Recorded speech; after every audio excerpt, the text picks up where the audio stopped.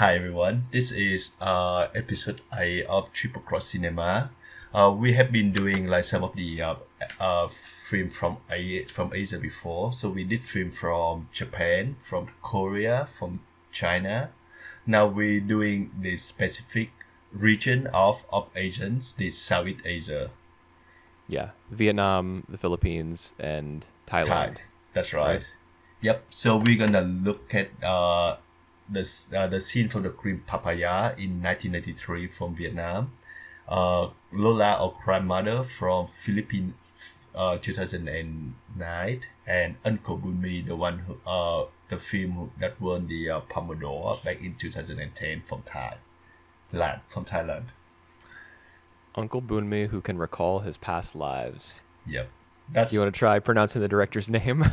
Oh, jeez. I think his first name we can call him Joe. Joe? Yep. Sure. All right. Achip Apichapong Wirisa Taku. I think I'm doing well. Beautifully done. Yes, it was very brave. Yep. So I think we can do it like in the release order. Okay, So so saving Uncle Boonmee for last. that's right. I All don't right. know whether that's a good or bad decision, but Yeah. sure, we'll handle it that way. See what I manage to hang on to mentally by the time we get there. Oh god. All right. So the first one is the scene of the Green Papaya back in 1993. How you Right. think about that one? It's I enjoyed this film. cool. One of the things I liked most about it was how deliberate the camera movement was. Because in I don't know what you would call it exactly, the household where she works or the estate, Yeah. because it's a pretty the families that she's working for are pretty well to do, or at least they were at one point before Yeah. they fell on hard times. Yeah. And it's like that they don't technically live in a house, I suppose. It's more of like an It, open air gated estate kind of. I think it's like the mansion. It's more like a mansion. So Well, but it's not closed off. It doesn't have like four walls yeah. that kind of sequester it, like from the outside world. Yeah. Yeah. It's more open than that. And the fact that it is so open is what allows the filmmaker to position the camera in such a way that you can be looking like through windows or door frames, and seeing two different kind of miniature stories play out, or two different characters Yeah. who may or may not be aware of each other's presence, who are performing separate activities, or one of them is spying on the other one or interfering with the other one, or Yeah. there's a whole bunch of scenes like that. So the way the camera moves is really deliberate, very methodical, and I enjoyed watching all the ways in which two character stories were kind of put together, like threaded together, Yeah. by the camera in this film. All right, so a bit of context about the time. So this film was set first in 1951. So it was at the time where the Vietnam is still the French colony.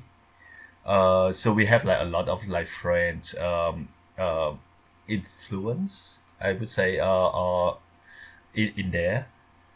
And it was before the fall of Vietnam, so it was way before like the American come to Vietnam, and like we having war, so Right. we can see like the and it was before the communists enter the scene as well, so that was the time before when like just all the French influence, and we see a bit of French culture in there as well. What French culture do we see? Yeah, so like the guy in later become a pianist. So he I think he working for like the French government there. I remember him having a particular certificate, Yeah, in like in his home, and if I remember correctly, it was written in. in French. Was it written in French? Okay. Yeah, I seem to remember it being written in English, but I guess that was just me seeing like Roman letters yeah, and thinking, oh, this must be English because of my American bias. yeah, But I definitely remember him playing a lot of Western piano pieces as well. At least a couple. Yep. Um, And so I guess that would be French. yeah, His and whatever French influence is playing a part there. yeah, that's right. And even like I think to the production itself, because I see like my versions having a lot of like French language pop up. Hmm. What do you I mean by that? I mean by sorry the set like if you see like the after credit it's written in French Oh, at, okay. at least Yeah. in Maybe it my was a version. French and Vietnamese co-production or something. Yeah. So watching the film because it's really close from home. Like I didn't know about this film before, even though that is in Vietnamese. Hmm. And it's like just one of the most famous one overseas as well because it's been like I think I mentioned you before nominated for best foreign film in Oscar before. Okay. Uh, the the reality is that in Vietnam, like it it barely make it. So it people in Vietnam don't really know about these films.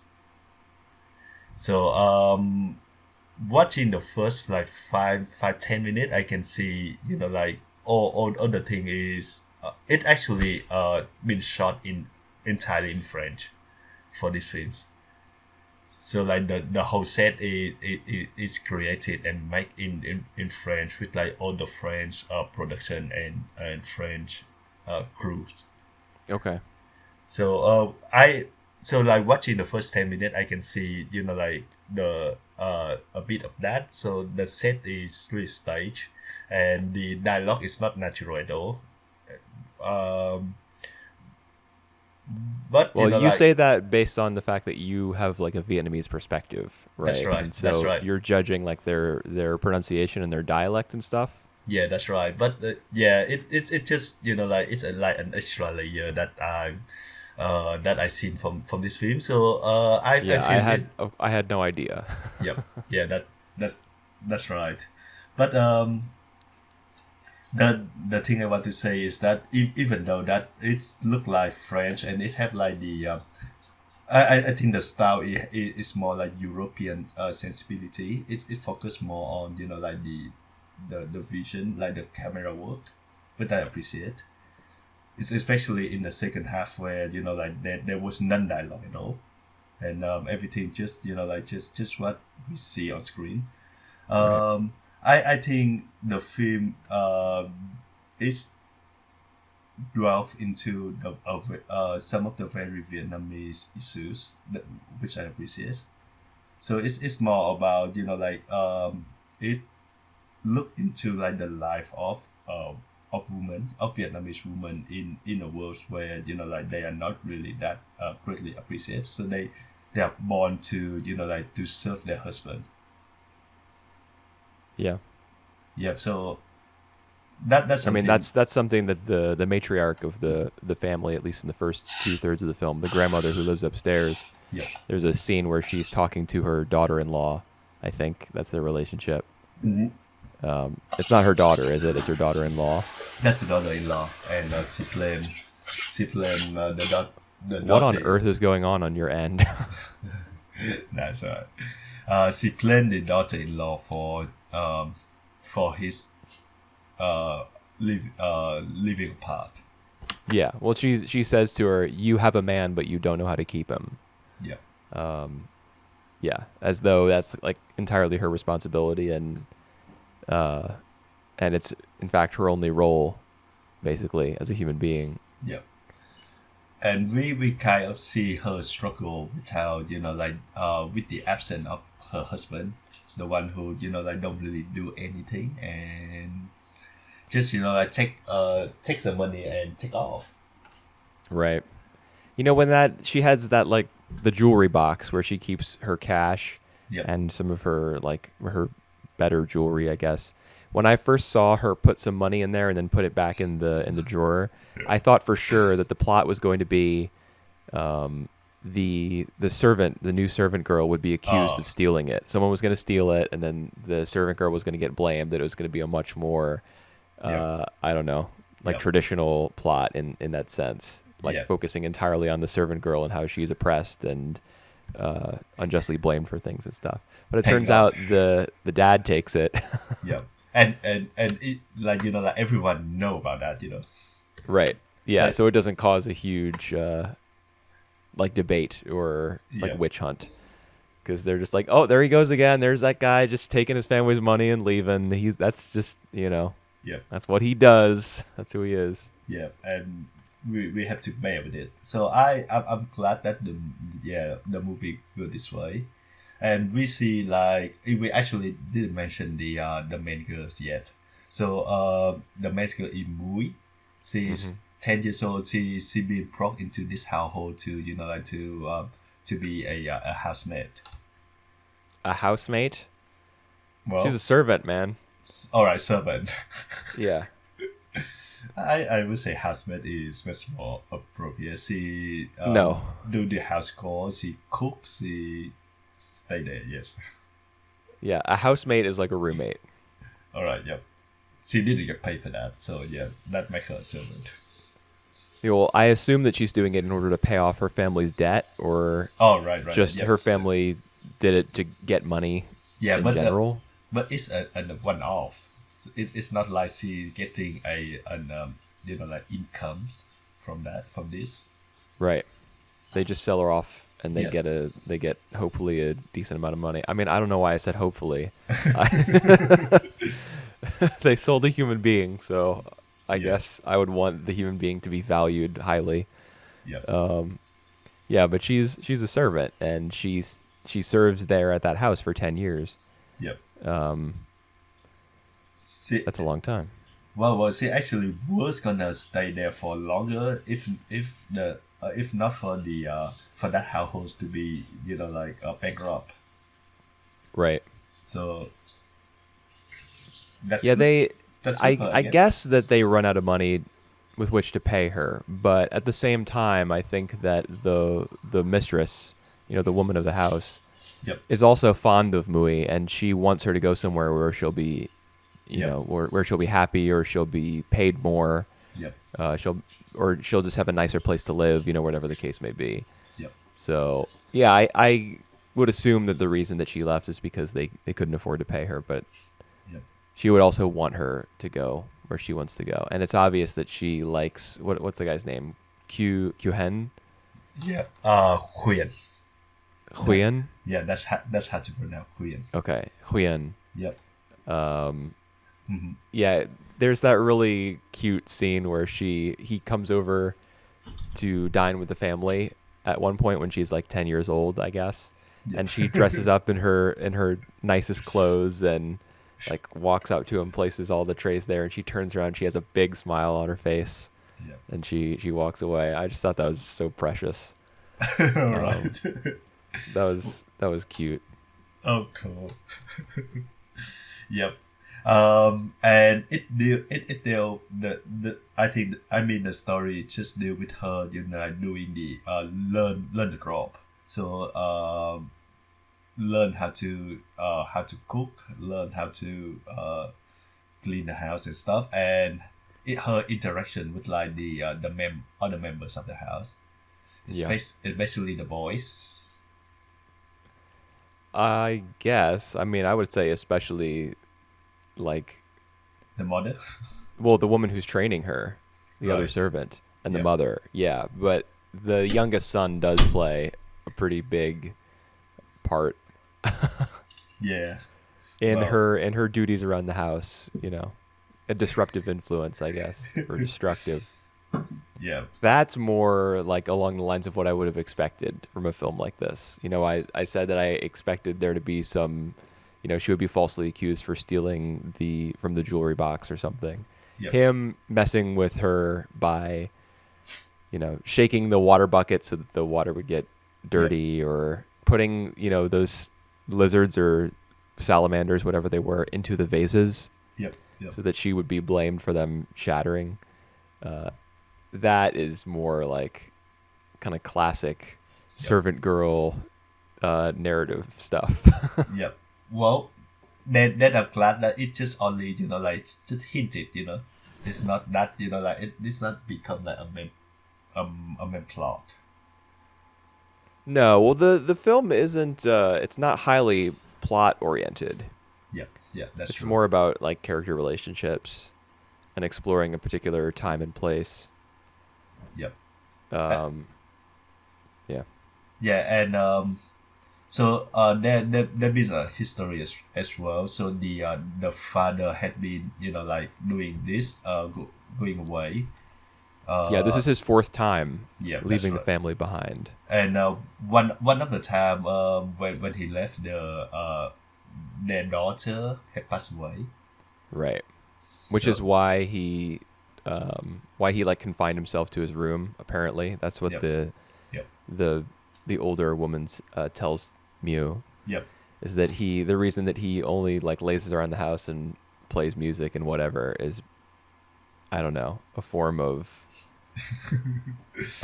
atonement, Yep. perhaps, Right, right, for the right. fact that his daughter died while he was out like gallivanting, doing Yep, whatever. yep. But that doesn't stop him from doing it again. I mean, come on. And he took all the money and yeah, and left. Yeah. What a guy. But I think this is like a kind of the criticism uh at the males, because in the household, in this household, I think it's like uh the woman who's the one who had to keep the house like up and going, and they are still not like appreciated by the male, and even by like older female. So like they just like kind of harshly judge it by the others. Yeah, I guess, but I don't know if you can say that's like the message of the film or its thesis or anything like that, because it doesn't.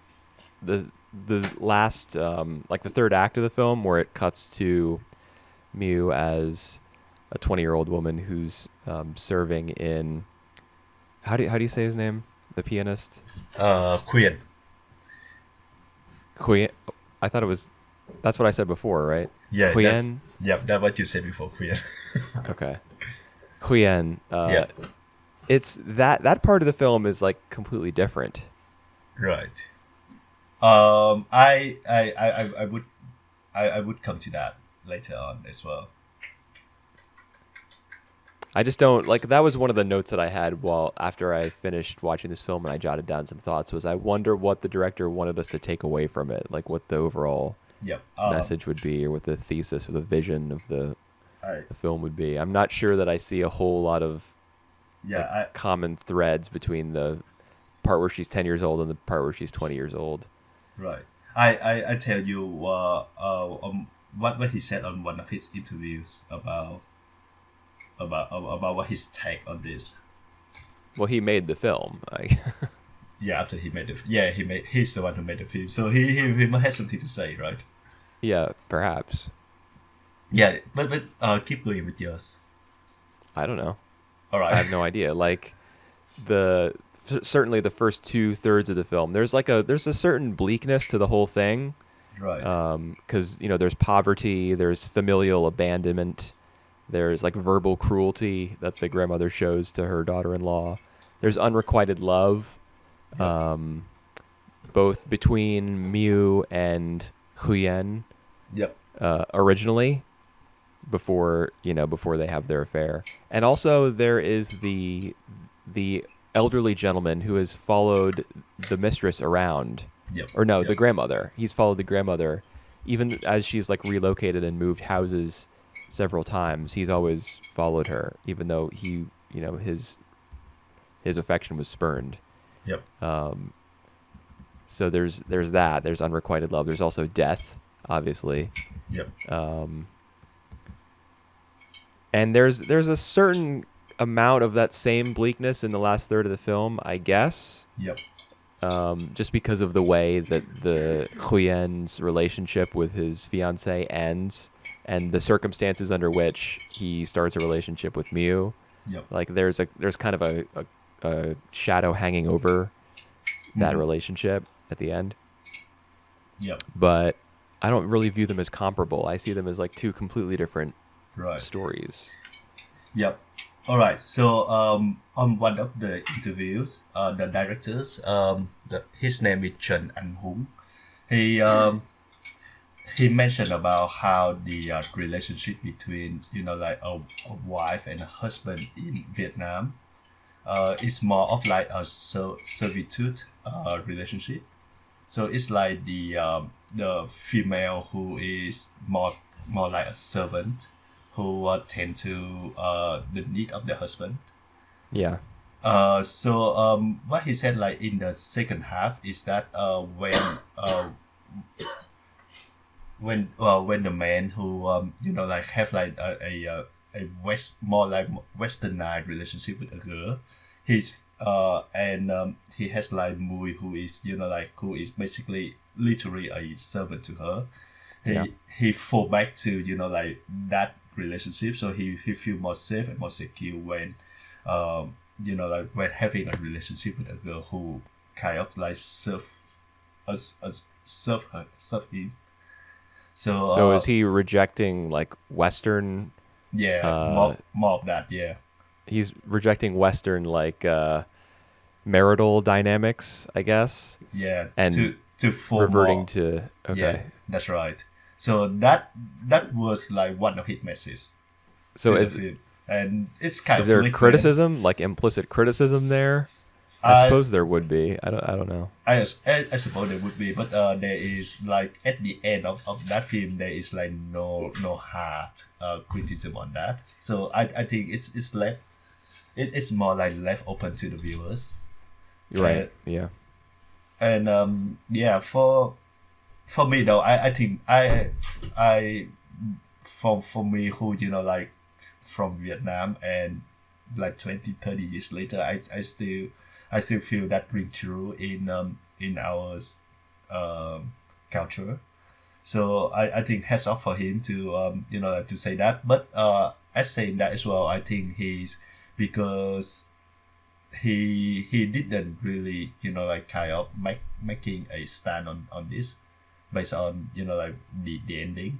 So it just like kind of the thing that he want to hint more than he want to like publicly criticize.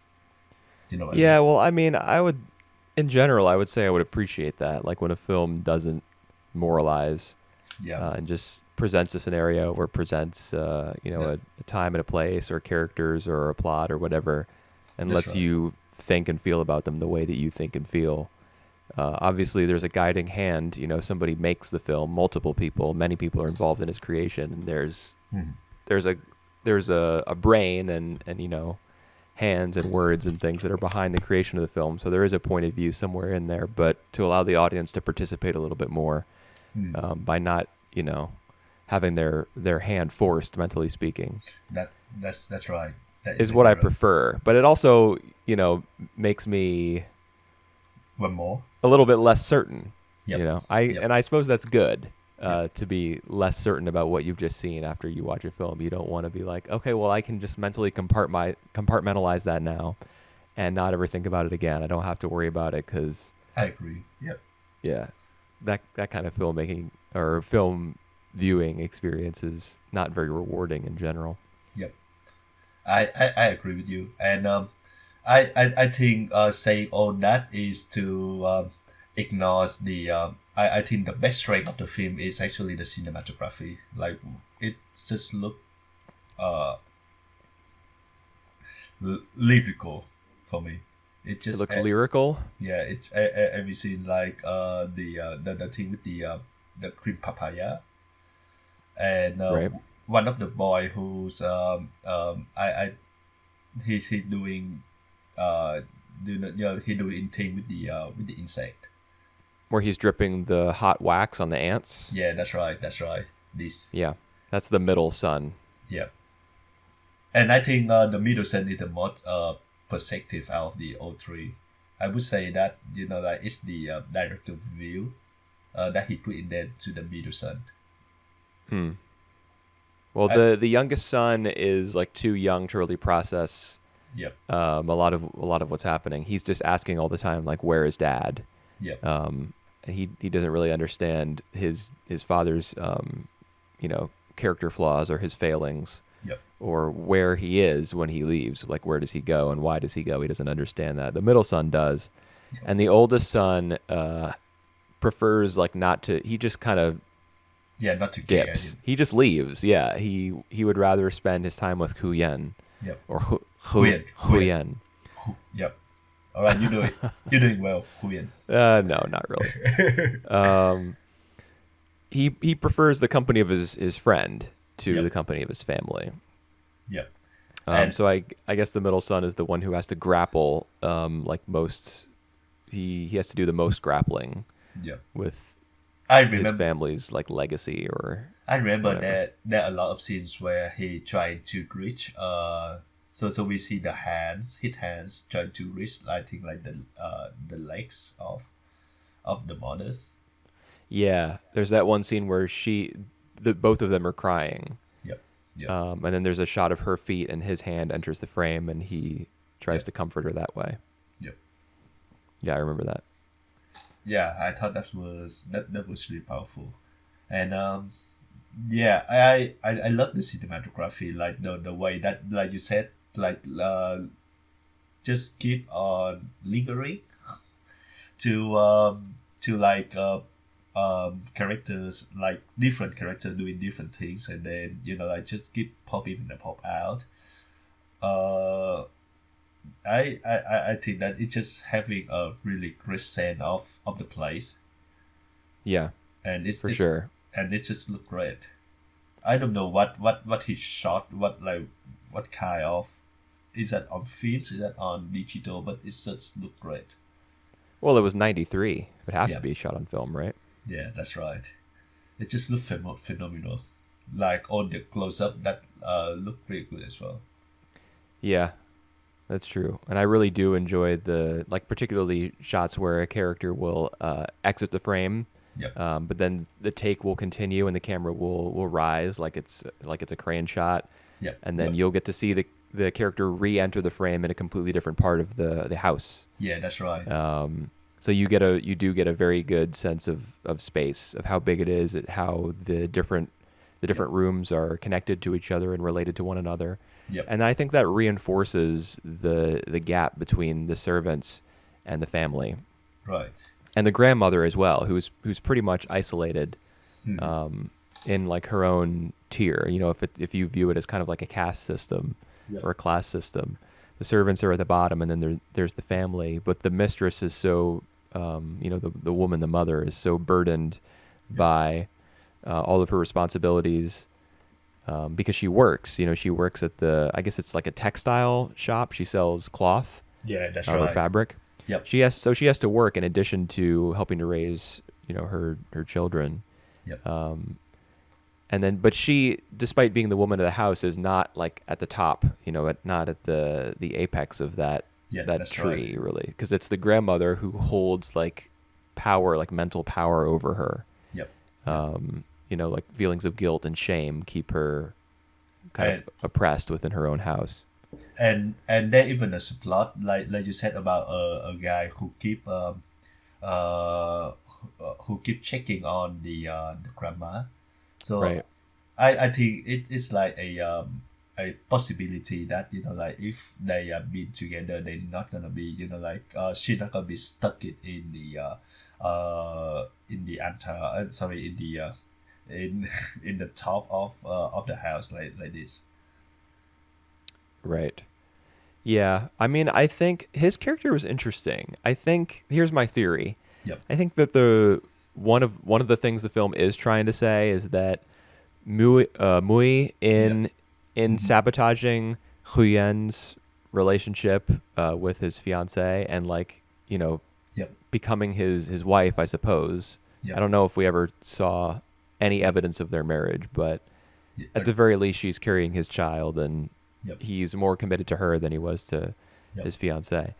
But I think the film would argue that she's like, maybe not that her behavior is justified, but that the reason for it is kind of to avoid the fate of the old man whose love was never requited, or to avoid the fate of her former mistress, who Yep. had to live with a lot of emotional baggage as a result of her husband's Yep. fickleness. Yep. Mui was trying to like improve her standing, Mm. and not go the way of the adults who she interacted with when she was younger, because she saw a whole bunch of like misery, a lot of miserable people. She Yep. grew up around them, I suppose, being a servant in that house. So she was trying not to be like them, I guess. Yeah, I would agree with that. Um, Because the final scene is a little like yep, she's reading poetry or something. that's right. And she, by this point, I think she's gotten a little bit of a swollen belly. Yep. Her pregnancy is more obvious, but the way that she's got her hand on her stomach and the tone of voice that she's using to read this poetry is almost a little bit sinister. Like Right. there's something a little ominous about that final scene, I as though the film is acknowledging that what she's done isn't necessarily like, it's not right or it's not justifiable, but there's a reason for it, and she kind of had to be a little bit calculating about it in order to escape the position that she was in. All right. The poetry that's it, right? I have no idea. Like I don't even understand what that poetry means, but Oh, okay. it does end on the shot of a statue, a Buddha's statue, like just like on top of her, like on top of her head, and kind of like judging her. I'm not really sure on that. Oh, you think so? The fact that the Buddha is like in a position above her, it's like elevated above her, means it could Yep. be judging her. Yep. That's one of the take note. Huh. I well, Well, maybe it's like equating her with the Buddha. right. Like this woman is pure of heart. Yep. Probably not. Yeah. I would say though that the movie in 10 years old acting way much better than the older movie. Oh, you think so? Yeah, Well, I the think so. older Mui is the director's wife. That's right. I think that's the sole reason that she's there in the first place. I mean, I didn't think her acting was bad. I think there was a very obvious and conscious effort for Yeah. her to carry over like the fascination that the younger Mui had with like the natural world.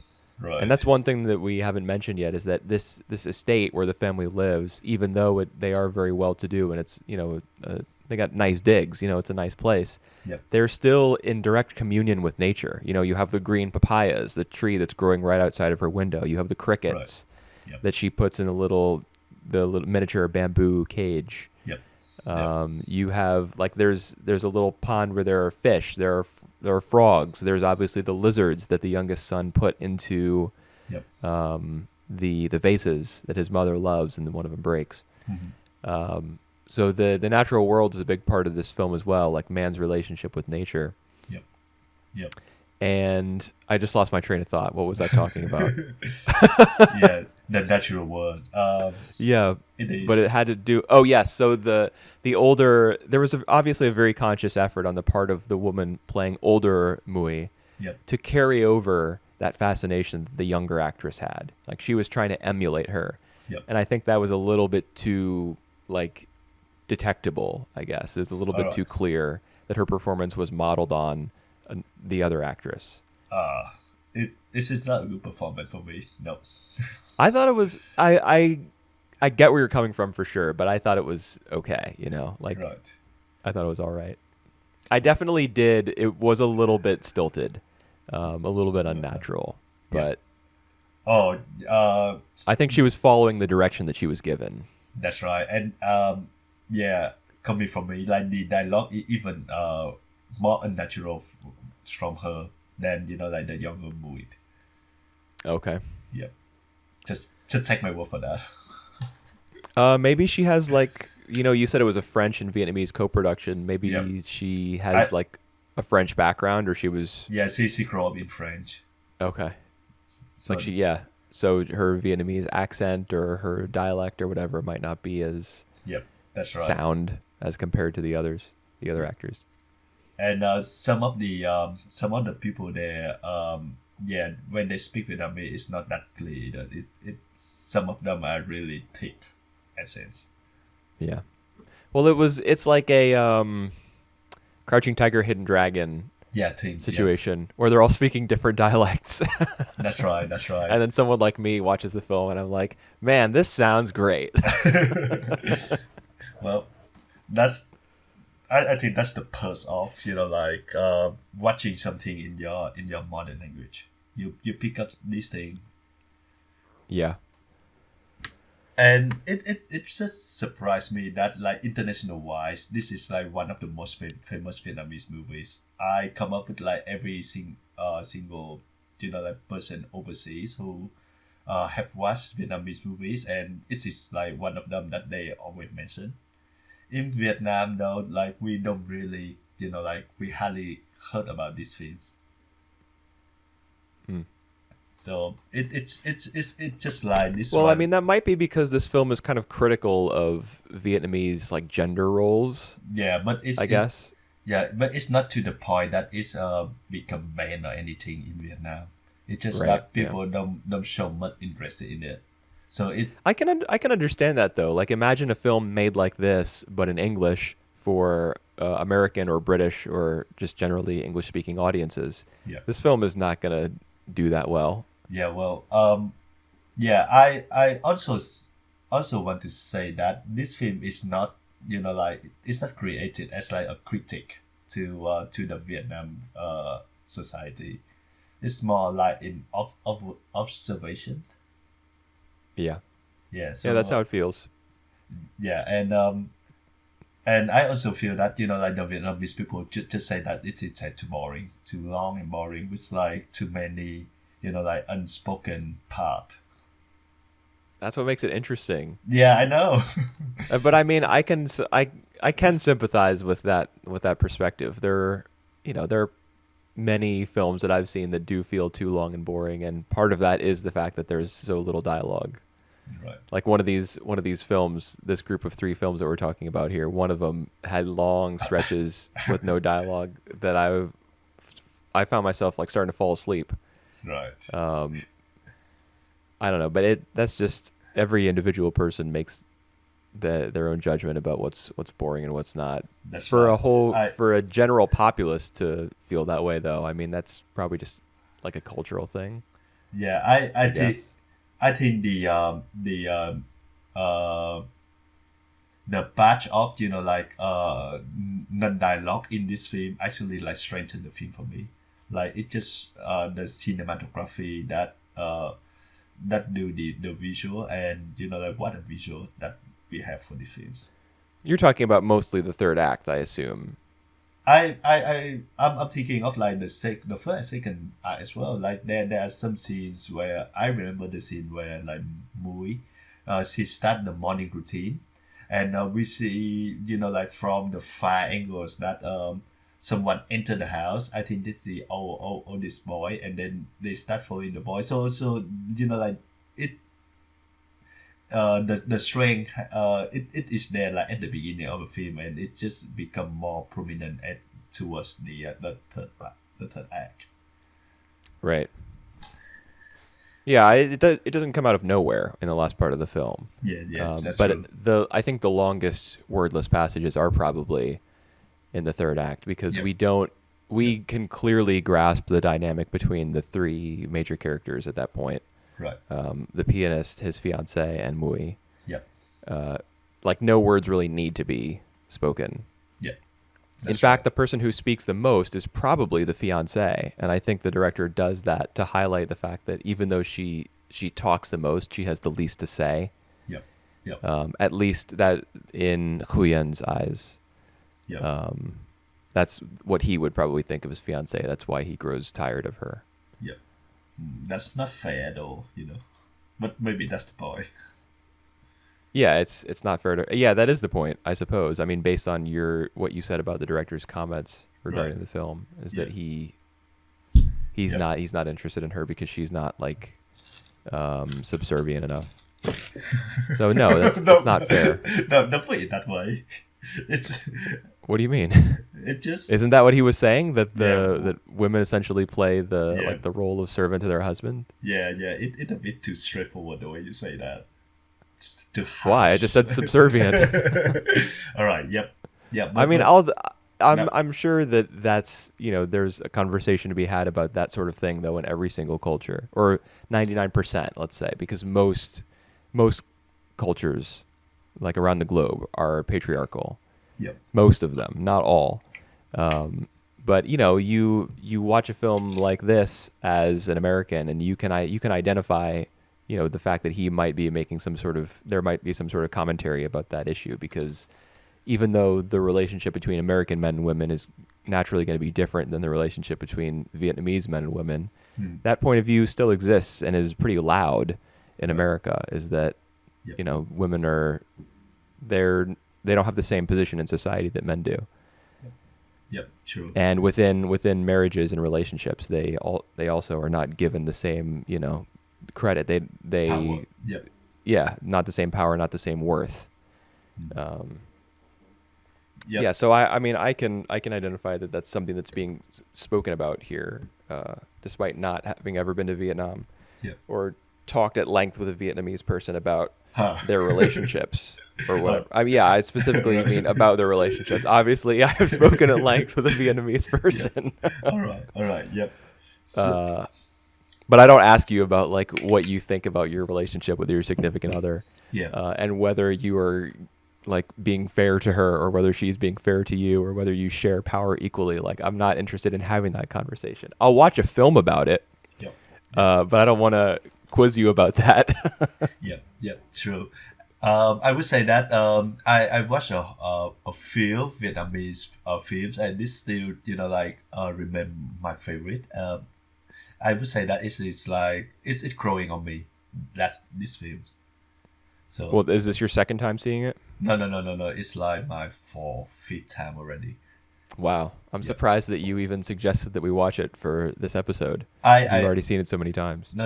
I just want we to discuss about this film. So Okay. yeah. Yeah, well, I liked it. I thought it was Cool. good. All right. All right. Let's just get on to the next one then. Okay. Lola, or grandmother from Philippines. Right. By Brillante Mendoza, I guess you would Uh, say it. I- And I use I- my Spanish accent because I heard like it. I assume that the language being spoken here is Tagalog or Tagalog. Yep. And while I was listening to the characters speak it in this film, I heard like Spanish influences, like the days of the week Yeah. are the same as they are in Spanish. And Uh, when Lola Puring is Yeah. talking about making her nephew or her grandson's favorite dish, Yep. she says favorito, which means favorite in Spanish. So I was hearing like Spanish influence. Yep. I would say that the language is part of the Spanish and English as well. They use a lot of English in there. Yeah, but those are I guess I don't know exactly how Tagalog came to be. Right. But they definitely I- use a lot of English loan words, and I guess that the Spanish words used in the film are also loan words. Yep. Although Uh, it could be that Tagalog is like a language that's essentially made up of a lot of those words from many different languages. I have no idea. No. The thing is, Philippines official language is Tagalog and English. Yeah. So that's why, like, I think in court they use like more official language, which is Yeah. English. The So- court scene was crazy, dude. Like I could tell that English was being spoken, but I had to like close my eyes and concentrate in order to get it. All right. It was Yeah. wild. I'd never heard English spoken that way. It was pretty cool. Well, and and it's official as well, because that's Yeah. it in court. But we're talking about the two grandmothers, Lola. Is it? Yeah. Is it the one film that you mentioned before? There's a long stretch of like non dialogue and you were fully asleep. Is Oh no, this- that was this- Uncle Boonmee All for right. sure. All right. Yep. No, Uh, I was definitely attentive throughout this whole film. There are long stretches of, I mean, this film is never silent, Yeah. because the city. I think what's the city that they that Uh, is it Manila? it's in Manila. Yeah. Manila, okay. Yeah, the city of Manila plays such a major role in this film, like how Mm. I don't know, like strewn with litter it is, Yeah. the level of poverty there, the level of crime, Right.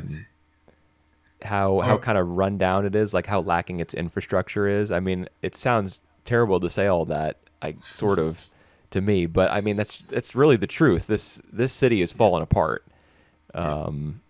People there have their own, they get by. They've made their own way. There's a Yeah. way of life that you can fit into there, and people can find their own joys. And I'm sure that many people there live very happy lives, but I think this film intentionally sets out to depict this city like the way that the director views it, Yeah. which is not with a particularly romantic angle. Yeah. Yeah. True. Um, yeah, before get into this film, I just want to talk to talk a bit about the Southeast Asia countries. I just feel that like although that we are just like staying close by to each other, we have very different uh values in terms of like cultures. So that we see like a movie from Vietnam, a movie from Thai, and a movie from Philippines. They are like three different worlds. Uh, Yeah. it's safe for like they are all poor. I think just the poor thing is really what defines Southeast Asia. Like in Thai, Well, the scent of green papaya is about a wealthy family or a family that falling was once apart. wealthy. Yeah, falling apart. So Yeah, yeah, that's true. They do fall on hard times. But I mean, the level of poverty that's depicted in Lola is far beyond that's true. anything that's in either of the other Yep. films. So we have like the Vietnamese kind of like influenced by the Chinese culture. The Thai is more about Buddhism, and this one Filipino I actually like one of the very few country that like 100% from Christian. Okay. Yep. So we Yeah, I see. did see a lot of crucifixes That's right. That's right. on the walls, and there was also that scene, or I suppose there were multiple scenes where a character would be near, like there's a cathedral, or I guess it's not a cathedral, it's like a church or Yep. A church, I think. whatever. Yep. Yeah, but it's open air. Like Right. just like I was talking about the estate in the previous film, Scent of Green Papaya, the Mm. church has, like, there are no doors. You just walk in off the street. Yep. It's supported with columns. And I took a trip to Guatemala All when I right. was in my early 20s, and Yep. there was a church there that was precisely the same way. There are no Mm-hmm. doors. It's like the idea is that there are no barriers between God and man. Like you just walk in. Yep. That makes sense. And there's always a church service going on there. There's always some sort of religious ceremony or rite that's being performed, some sort of scripture reading that's being given, Yep. and it's kind of fascinating Yep. that And they would have that sort of philosophy regarding their religious buildings and institutions. that's right. And even the way that they greet each other in this film.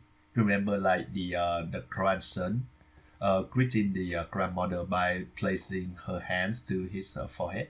Right. I Yeah. think it's like the Christian thing, right there. Well, definitely not in America. Right.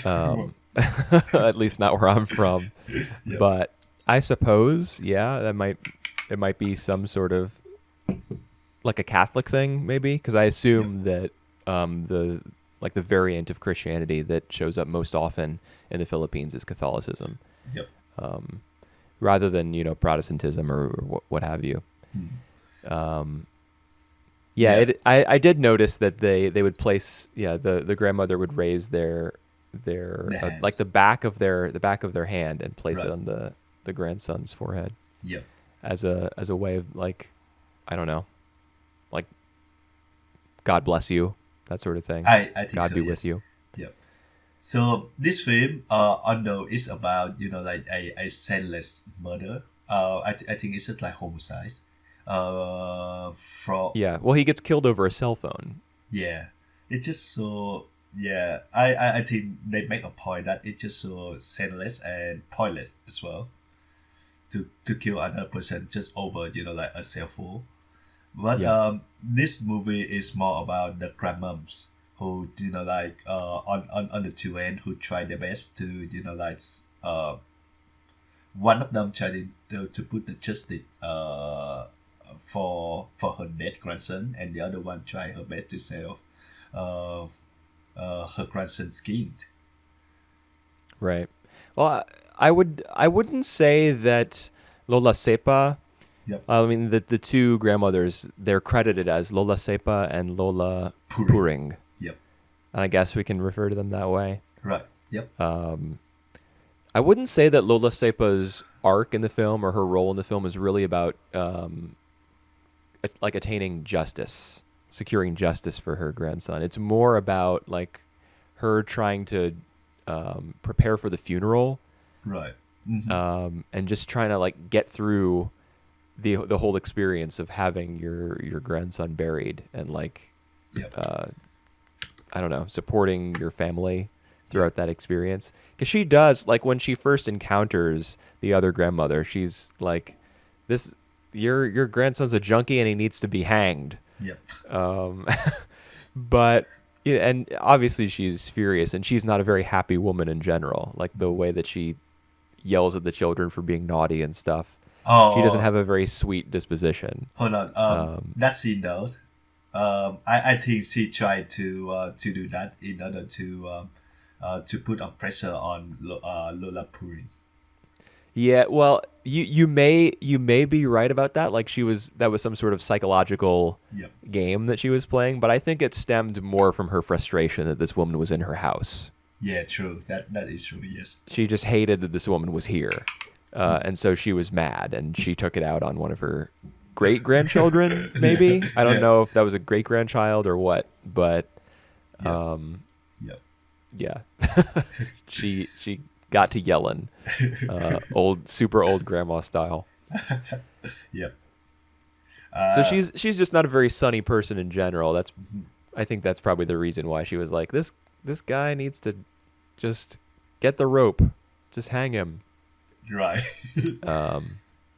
And then on the other side, Lola Puring is like, it's sort of similar. Like the two grandmothers have sort of similar roles in this film. They're both trying to support their family.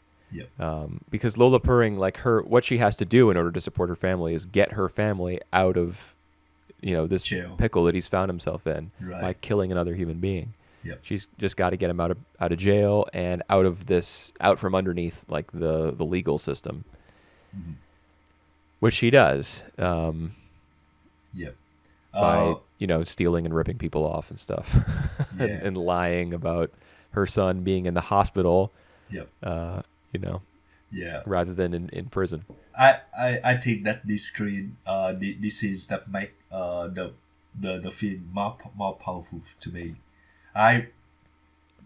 If I recall like this movie, I will recall like the two distinctive scenes for me. The first one is Lola Sepa just going around like her neighborhood trying to ask for donation. Right. It seemed to me that it wasn't really her asking for donation. Like people were willingly giving her money, and it seemed to be like a cultural thing. Yeah. Like when someone dies, you prepare like sympathy offerings. Yeah. For them, But and it's just understood that that's what you do. Yep. Yep. Yeah, that's true. Yeah, So, but she still had to get in that boat and go around and like say, "Oh, hey, what's up? Oh, you have money for me? Oh, that's so great. Thank you. That's right. On to the next house." Yep, and even to the one who who pretend not to understand, have to say the whole thing. Would you? Yeah. Well, she spare some money for me, please, for my funeral, for my grandson funerals. Yeah. I've like when that scene started up. Once I got a hang of what was happening. Yeah. I knew that one of the houses that she stopped at, they were going to say, "We don't have anything to spare." It just was going to happen no matter what, because the film is the film is so like focused on the poverty that exists in Manila. Yeah. That was non-negotiable in terms of the script. That had to happen. Yeah. I think like the scent of the cream papaya. This one is also about um the head of the family is the old woman who by their age should be enjoy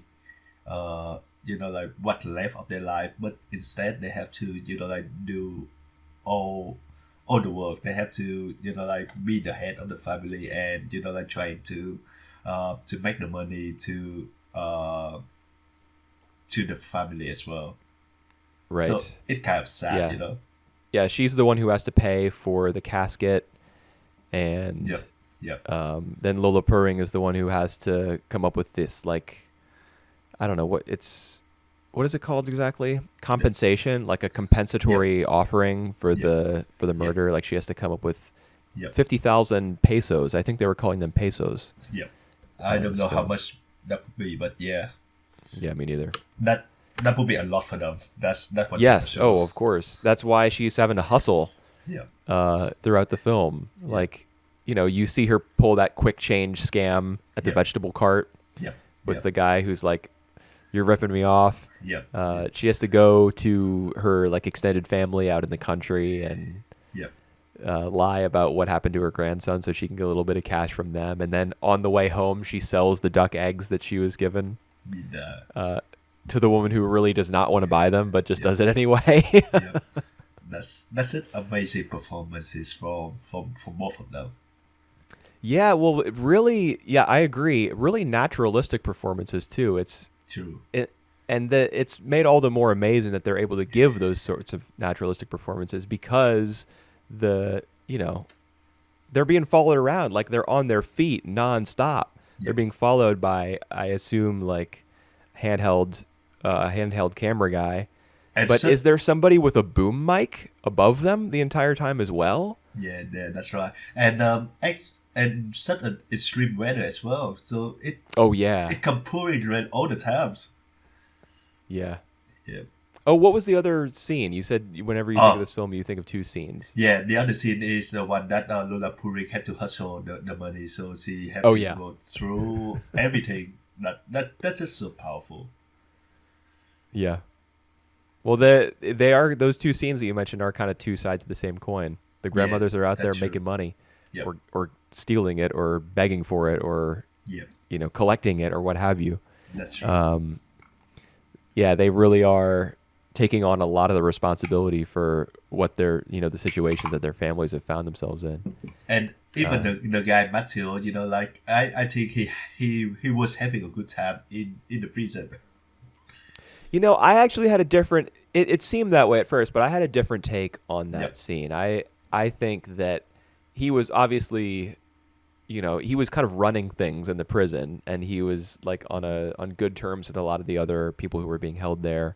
Yep. He seemed to be well liked, but then so you could read that scene one of two ways. Yep. When he says to Lola Purring, "I hate it here," he's either lying to her in order to gain sympathy, Yep. or he's putting on an act when he's in prison, Yep. when he's in jail. Yep. And to her, he tells the truth Yep. that he hates it. And I would say that the latter is probably the case. I think just in general, like nobody Yep. is going to really thrive in prison. Mm. Even if you do end up being like top dog on the inside, obviously you want your freedom, Yep. you know? So Yep. is it possible that he's like putting on an act for her so that she'll be more motivated to To get come him up with all out. the cash for the compensatory offering? Yeah, it's possible. But I think that he was probably just as miserable in there as a lot of other people are Yep. outside. That's true. Yep. Um, Yep. Oh God. I just look up the two actresses as well. So the impressed of two elderly, like the older Yep. women who play the grandmothers. That's right. So impressed of their performances, and yeah, sadly they all passed away just recently. One of them is Hmm. just like a few months ago, and the Oh, other one just like 2 years ago. So they've been living a good life. yeah. I think the actress who play Lola Sepa is was 95 when she passed away. Wow. Yep. I mean, she looked 95 in this film. she looked she looked Well, ancient, but which was the point. I doubt that there was much of a makeup budget no, for this film. budget. I think this one they make with like very little budget itself. It Yeah. just Well, they just kind of photographed people the way that they are, and the that's right. city just the way that it is. Yep, yep, that's right. I just think that was like the film's guiding ethos was, I just want to put this city on film, Yep, and it almost felt like a documentary, you know? yep, it does. So yeah, this is the first film. This is the second film that I watched from these directors. There is one other like really famous Filipino director as well, but his film are always like 3 4 hours long, or even more. I know Wow, like a movie like 6 hours long from the other directors, so that's why I pick these 6 hours directors. long. Are they like political films? They just like they're a bit political, but they just like this film. But like instead of 30 minutes scenes, he would do like 5 minute uncut for every of these scenes. So I would say it would benefit much better if they kind of like edit the movie better. But it just that kind of like So like he super long takes, nothing gets thrown out in editing. right. Everything's just kept in. Yeah. Yeah, I mean, this film also had some pretty damn long takes. I agree. Just walking around in the streets of Manila, getting from place to place, or like rowing your boat Yep, along the river. yep, Just having to go up and down stairs. Stairs were a huge motif in this right. film. Yep, yep, Just I mean, maybe the most striking image would be like the rectangular staircase that the second grandmother, Lola Paring, she has to go down those rectangular stairs, and the camera like slowly pans into the center of the stairwell, kind of, yep, and you almost lose track of her in those stairs, yep, almost as though like visually the film is saying that this city has like lost track of so many of its citizens. They've like fallen through the cracks, and they're not being represented. They don't have any sort of voice, because the people with the money are probably like the people controlling this city who are responsible for where a lot of its money goes probably don't even live in this city. yep. They're But they're somewhere else. They're using their wealth to create yeah, better lives for themselves and not the people who live there. one thing that took me by surprise though, and I don't know if the movie portrayed that, like truthfully, is that all the officials are actually really like helpful and well behaved in here. Yeah, in general, that was true. I mean, there was the woman who was working the photo booth underneath the pawn shop, All right. Yep. who did not let them retake the photos even though her eyes were closed. She wasn't very understanding, All right. But but that maybe it really does cost a lot of money to operate that thing. Maybe they're just operating on like a shoestring, or a really thin margin, I should say. yeah. I But don't know. there is like a charity where they accepted to give more fund for Lola Sepa to have the funeral. I don't Right. remember what that organization, but it has something to do with the funeral things. Yeah. Well, that's what they go there for. It's like it's not a loan office. They I don't know. They're just like an advocacy group. They just advocate for people who don't have the means to do it for Yeah. themselves. Like they All right. All they right. just get on the phone and they call somebody and they're like, "Hey, why don't you just give these people a break?"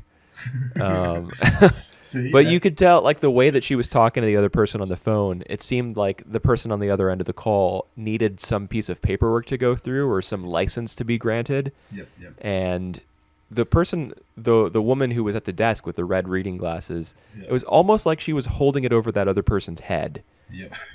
like, "Oh yeah, you'll get your license, but can you help these people out?"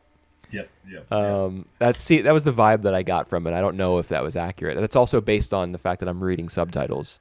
Yep. So who knows whether the subtitles are 100% accurate. This film didn't have great subtitles, No, at least not it the ones I didn't. was No. using. My one is they say the Lola things a lot. Like it, Well, Lola just means grandmother, right? I know, but it's just like in basically every sentence, like 80% of the dialogue, they would say like, how can I help you, Lola? Oh, we Where are had you different going, subtitles Lola? then. Yeah, all right. Yeah, I guess so. Yeah. Mine, in addition to there being grammatical problems, they were also not timed very well to the lines that were being spoken. Oh, right. So that was a pain. My, Uh, I think mine is better than mine is timing well, but there there are stretches where like you see the person talking like non-stop and it just appear like in one simple sentence. right. Yeah, that's classic. That's classic subtitle work right there. Yeah, I mean that's just people who subtitle like because translators just in general are not very well paid, Yeah, certainly not well recognized. yeah, And so they probably do a ton of work on a ton of films. And when it comes to a scene where a lot of like non-plot relevant dialogue yeah. is being fed to them They and they just have to skip it. translate it, they just give you the information you need to know Yeah, as the audience. I can kind of understand that. yeah, I would prefer for all of it to be translated, but yeah. it's not It like I can do their job for them. and it can become confusing as well if they want to put like like two three people just saying on top of each other in on the subtitles. Yeah, So that does get to be a lot of work yeah, because you have that's to right. time each one individually, and you have to think about how all those lines are going to stack on top of each other, Yeah, like visually at the bottom of the screen. that's right. And yeah. So yep. You have any other door on Lola? Oh, tons. All right, Yeah. give me more. Um, I mean, one thing I'll point out is the TV. Right, the TV. That what's the grandson's name? The one who runs the Uh, I vegetable cart. It's Bebong, Bebong. Bebong. Yep. Yeah, Bebong. He and his like uncle maybe or great uncle or I would say whatever. that it's Is it his grandfather or his I father? I father. I think it's I like think Lola Puring's sons. I thought there was a reference at one point to him being Lola Puring's husband. Right. Somewhere in the film, I thought that was made clear, but I'm perhaps not. not. I mean, he Yeah, certainly not too looked sure. younger than she did. Yep. I'm not too It sure on makes, that. yeah, me neither. He looks like her son in Yep. terms of age. Mhm. But anyway, the two of them are always watching the TV, and at several points throughout the film, something will have happened previously in like the scene prior or two scenes prior, and then the film will comment on like a larger Filipino attitude, I guess, through the television. So, for example, like there'll be a bunch of scenes where it rained all day. And then on the TV, the weather report will say, oh, the rain didn't stay too long anyway. So it's obvious that the broadcast that they're watching is not taking Manilan weather into account. Yep. All right. It's a broadcast from somewhere else, probably somewhere with better weather, maybe, I don't know, wealthier. Yep. And then there's the Credit or Debt TV show that's playing Uh-huh. like over Bebong's shoulder, I think, as they're Yep. eating. And Yep. this family is like clawing tooth and nail Yep. to hang on to as much money as they can so that they can bail Mateo out of prison and get him out from underneath whatever punishment is heading his way. Like, and yet at the same time, there's this television series, Credit or Debt, that treats the whole concept of money as like completely frivolous. Yep. It just seems to me that Mendoza, the director, is probably again commenting on the idea that Manila has just like nobody cares. Yep. Nobody in power in the Philippines cares about fixing this city. Yep. They just care about entertaining people with silly game shows and putting on weather reports that make it seem like everything is great in whatever place that they live, but not. Yeah. It's not for the Manilan people. Like they're not represented on television, and they're probably not represented very well in government. Yeah. And one thing I just I also noted is that Lola, both Lola Sepa and Lola Puri, like especially in case of Lola Puri, she tried her best to get her grandson Matteo out of the prison, but she's the only one who wanted to do that. Even Bebong, who doesn't really care about, like how Matteo will end up. I don't know, like the relationship between these two. They might be brothers or Yeah, it just could be. relative, but like they don't even care less. Uh it's just Lola Puring who really wanted to do that. The same Yeah. go for Lola Sepa who want to have like a proper Funeral. funeral ceremony for her grandson, Yeah. because the others don't have the mean or even don't really like care that much to do that. Yeah. Yeah, it's interesting how that plays into the film's relationship with death. Right, right. Like these two older women seem to be more affected by death than everyone else, Yep. because this is a hard city to live in. So I think a lot of people are probably just trying to get by. They can't afford to be burdened by the fact that people are dying. Yep. And that may play, the fact that these two women are closer to death and they have to deal with the hardships and the pains of growing older, as in that scene at the restaurant near the end Yep. where the two of them are talking about how they can't eat this food and they have arthritis and they Yep. take this sort of medication for it. The two of them kind of see eye to eye for the first time, Yep. even though Lola Sepa has hated this other woman for most of the film. The two of them are older and closer to death, and so I think they're more impacted by what happens than everybody else. Yeah, I think you're right that a lot of the other characters don't seem to care as much. Yep.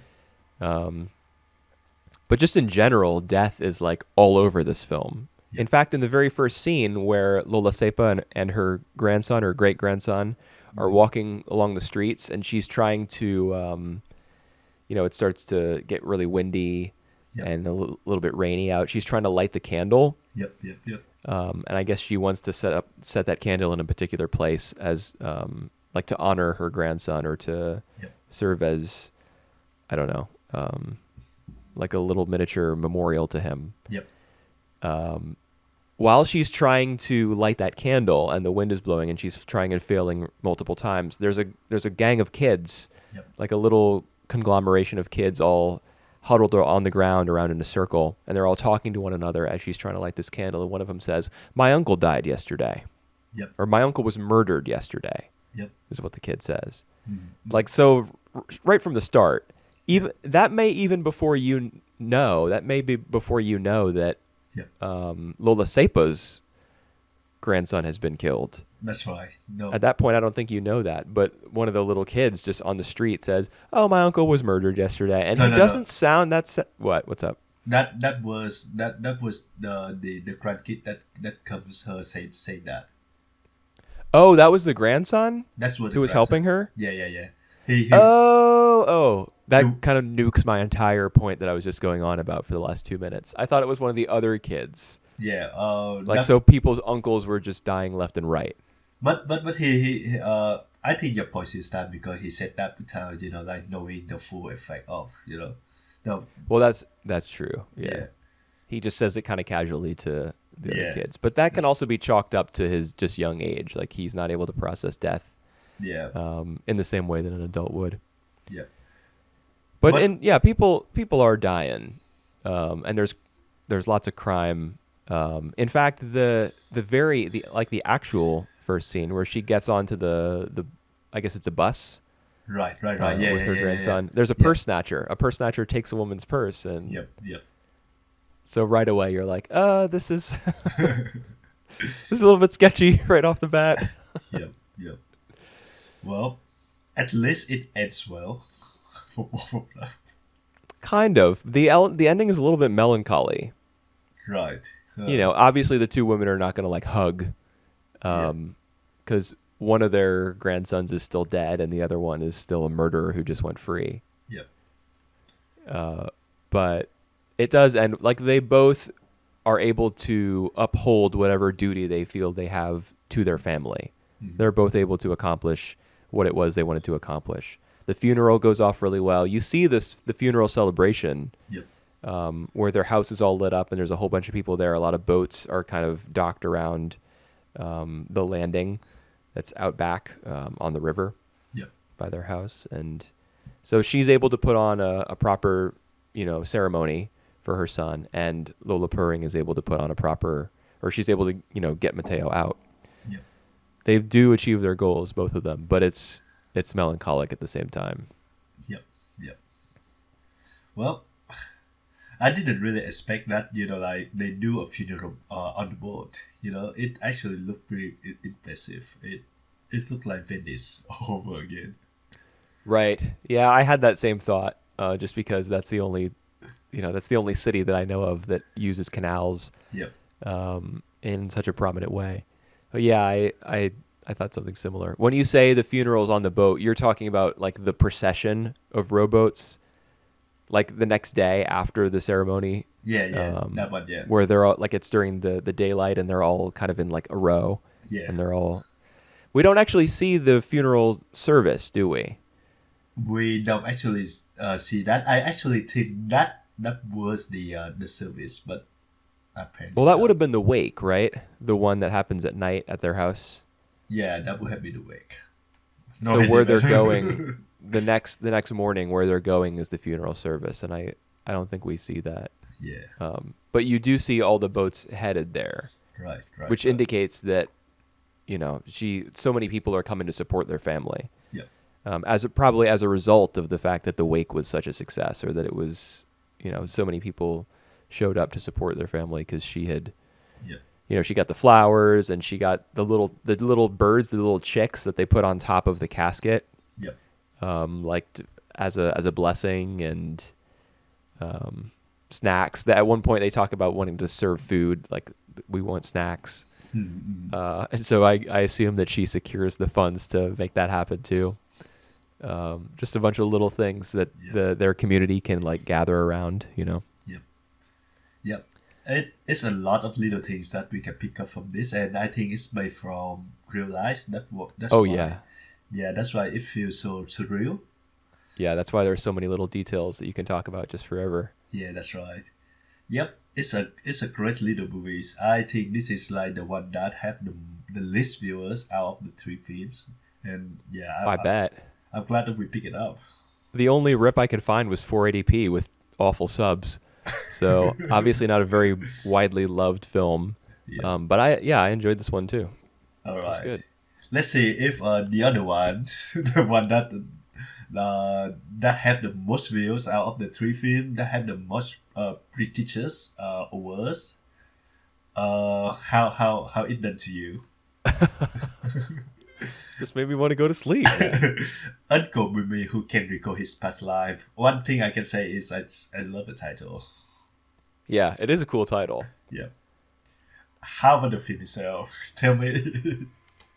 I was definitely intrigued by it for like the first probably half or 2/3. Yeah. One thing that I did while watching this film, or I should say one thing I didn't do, was I never looked at the progress bar on my video file Right. to see, how far in I was. So I just sat and watched the entire thing, not knowing at any point how much was left, or Right. even how long the film was to begin with. Good on you. But eventually that became a huge challenge for me. Like Right. at first I was like, okay, new film, obviously highly acclaimed.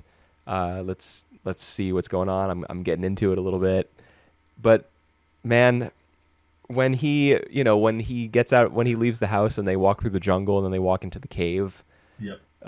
that whole sequence, Mm. I was just checked out. I was like, no, Yeah. I'm The so thi- bored right now. The thing is, even into that scene, we don't really know what they're gonna do. If Yeah. if we have known before, it would have been we would have a reason to care for. Like up until we ended that scenes until the next scene, should we know that he prepared to die there. Well, I mean, he had given what am I trying to say right now? Yeah. He had given multiple indications, like in the script, Yep. up to that point, that he was preparing himself for death. Like he wants what what is his relationship to Jen?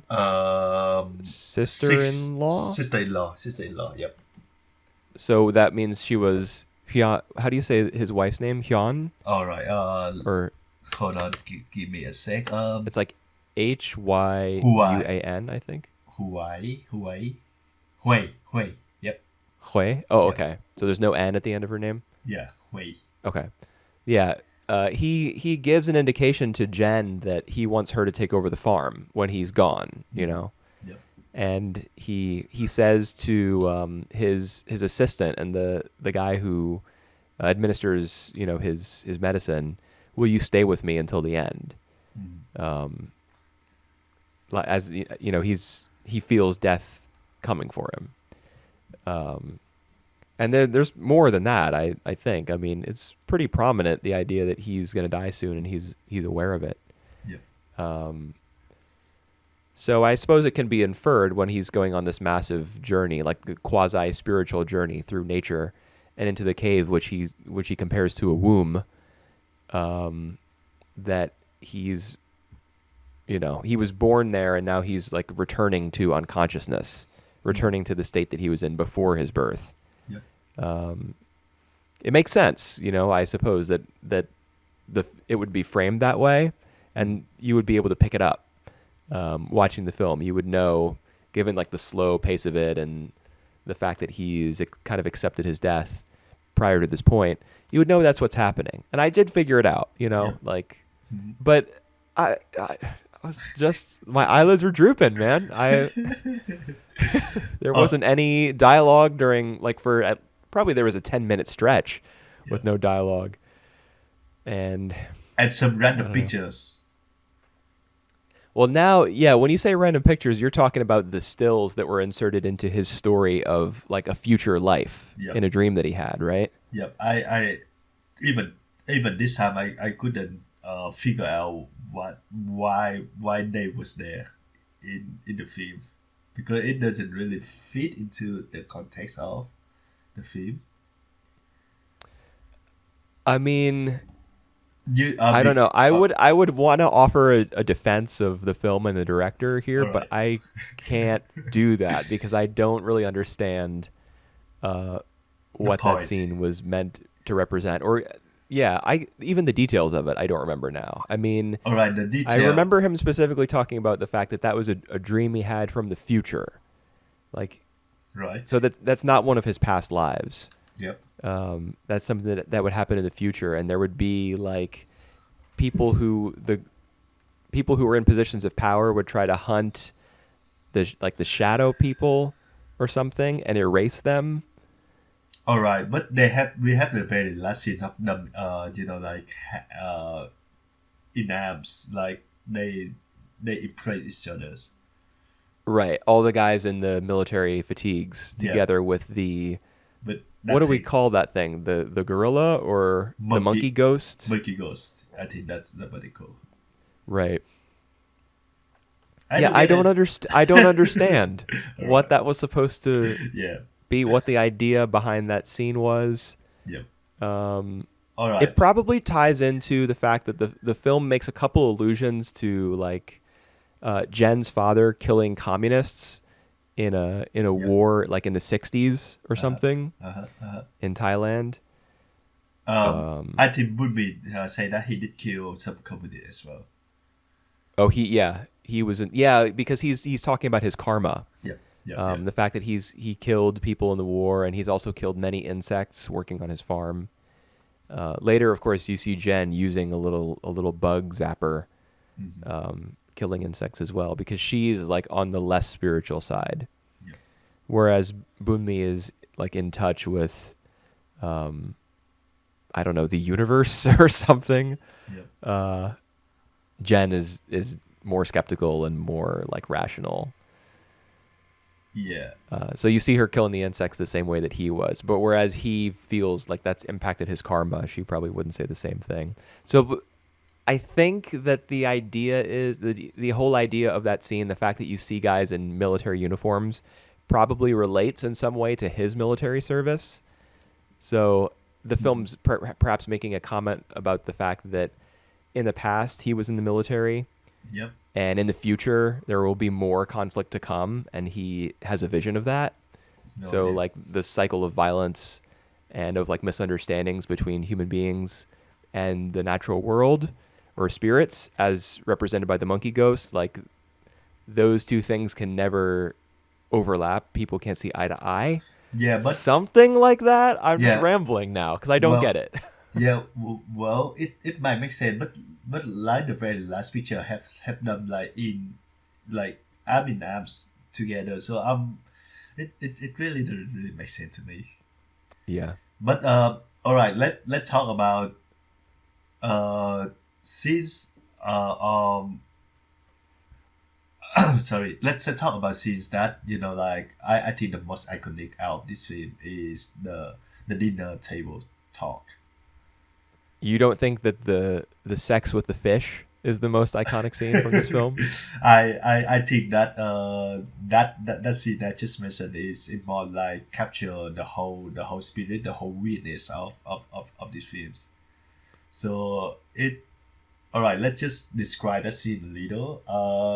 That scene we have Boonmee and his sister-in-law, Yeah, her Boonmee and Jen and Jen Tong. and Tong. Tong is I think the caretaker. No, he's Tong is Jen's son. Oh really? Yeah, that's what Wikipedia Jeez, said. I didn't know that. All right, Tong. Although Wikipedia can be wrong, Wikipedia is wrong about the plot synopsis for The Scent of Green Papaya. All right, yeah. They say that the grandmother is the one who dies in The Scent of Green Papaya, but it's clearly the father. Right. Well. The father returns. He's Yeah. got he's got the jewelry that he took with him clutched in his hand. Yeah. But Wikipedia says it was the grandma. So Wikipedia's wrong sometimes, but All right. We have Woodby, Chen, and Tong sitting on the table, and then appear Hui, Woodby's long dead wife. So it's a spirit that come back and right. talk like a normal person. And the monkey ghost is Eh. his son, right? That's right. So they're having they're having a chat, and then they basically just talk about their experience and why they become that way. In a sense, I think the directors once said in his interview that this movie is about transformation. So I think the most it's the most glaring example would be Sun Wood Song, Yeah. who He become a transforms into a monkey ghost. Well, yeah. he has doesn't he say he has sex with a monkey Yeah, he or a met. monkey ghost? Yeah, he met. Yeah, he mates. That's right. But is that sufficient to transform him into a monkey ghost? Yep, that's what he said. Yes. Okay. So I what are we supposed to take from that? it's supposed to. I don't know, man. This film is it's a house. It's everything and none at once. It's everything and nothing at once. Well, that's a nice cop out. Don't know what the film means? Oh, it just means everything. But also means nothing. Congrats on your Palme d'Or. Now it's your turn to like tell me what this I have film no is. idea. You heard me trying to explain the dream that he had, that he was Yeah. talking about in the cave. Yep. I completely failed at that. I have no clue whatsoever. All right. Um, I I still feel that that scene is really iconic in a way that like it praise all the strangeness. I actually feel that it great that even Boonmee and all the others are not uh they are taken by surprise, but they are not like we are by the right. presence of Hui and Boon songs. Yeah. There's a point in the film where Jen and Talk. Boonmee are Yep. talking about like whether or not she's going to inherit this farm, and she says, "Oh, I don't know. I don't really like it out here. All the insects and the ghosts." Yep. So it's like the appearance of ghosts, the existence of ghosts, is just It's a thing. Yeah, it's mythology, right? It's Yeah. Well, people just it's accept myth. it. Yep. Out here in the country, weird stuff happens. There are just ghosts. Yeah. So some like folklore, there's some mythology, some folklore that has just stuck in people's heads, I guess. And Yeah. so even though it's kind of startling that, how do you say her name? Hui? Hui. Yeah. Hu- Hui. Yeah, she just like phases into existence, and then Boonsong like walks up the stairs as a gorilla guy wearing a mask from the dollar store. Um, yeah, like you said, Tong in particular is kind of startled, but pretty soon they're just all sitting around the dinner table having a chat, and then his caretaker Jai, however you pronounce his name, he comes in afterwards once all five of them are sitting down, and he he says, you see that monkey over there? That's not your son. That's a gorilla. And then he says, I feel like the weird one. Yeah. Yeah. Yeah. Yeah, so the film quickly normalizes all these supernatural happenings, because they're, it has a supernatural point of view, I guess. Yeah. As a spiritual point of view. I watched some of these directors' films before as well, and his film always focus on the supernatural, on the spiritual, and so something like that, something that like a folklore that is real. So I remember one of his film is a soldier who lost in the jungle, and I think he got consumed by a creator in there, a real creator. So this is like right up there, right up his alley. About So a monkey. he ghost. loves the jungle, and he loves people like traveling through it and getting lost in it and encountering weird creatures and stuff. Yeah, that's right. And now we have the monkey ghost, and I think the idea is that try to normalize, so like the human world, the spirit world, and even the world of creature, they all they all come at once, they all collide, but Right. not in the sense of like there is like any sense of violence. It's just like a meet together, basically, or in this case. Yeah. I don't know. That's as good an explanation of his like style as any, I suppose. Yeah. I wouldn't know. This is the only film of his I've seen, and I mean, based on my experience with this film, I doubt I would seek out another one anytime soon. Yeah. I mean, I was definitely into it. I was interested for like the first half. Right. It just lost me Yeah. after that. I I like I said, this is my, I think, second or third watch of this film, and I found that it has many strong moments. So like the buffalo in the beginning, I think that's still strong, a good openness, a bit slow, but it's still a good openness. I'm assuming that was it a buffalo? I thought it was an ox. It's a buffalo. It's a buffalo. Okay. Yep. Well, I assume that the buffalo was one of Boonmee's past lives. That's right. That's right. Yeah, I think the show. I think the film meant it to hint at that. So what about the princess? Yeah. Was he the guy, one of the guys who was carrying her? What is it called? A palanquin? Is that what that thing is called? Where No idea, man. you sit up? I think it's called a palanquin, although I could be completely wrong. Palanquin. One of her palanquin carriers, was that him, or was he the princess, or was he the fish? Beat me, man. I would say that it followed from the point of view of the princess, so he might be the princess. Probably, yeah. Because there is a line somewhere in this film. I can't remember whether it's the start or the end, but he talks about not knowing whether in his past lives he was man or woman, Yep. human or animal. Yep. So, like the inclusion of I didn't know whether I was male or female, man or Yeah. woman, whatever, could be, an indicator that he was the woman who had sex with the fish. Yeah. That's amazing. That's the thing that happened. Probably not the only film in which, I mean, I haven't seen The Shape of Water. Oh, the shape of water. Yeah. I haven't seen that. Is that Del Toro? Yeah, that Toro. Is there And fish sex in that film? yep, there is. Okay. The fish look like human though, so Oh, it can. boo! Real fish or go home. That's my motto after seeing this film. Guillermo del Toro is a coward. All right. Uh, yeah, I think that story, that scene is strong. Also strong. You like it? Yeah, I was really into it until the underwater shot that took like 2 full minutes to surface. It's not even surface. It's just like we see Oh, the doesn't it?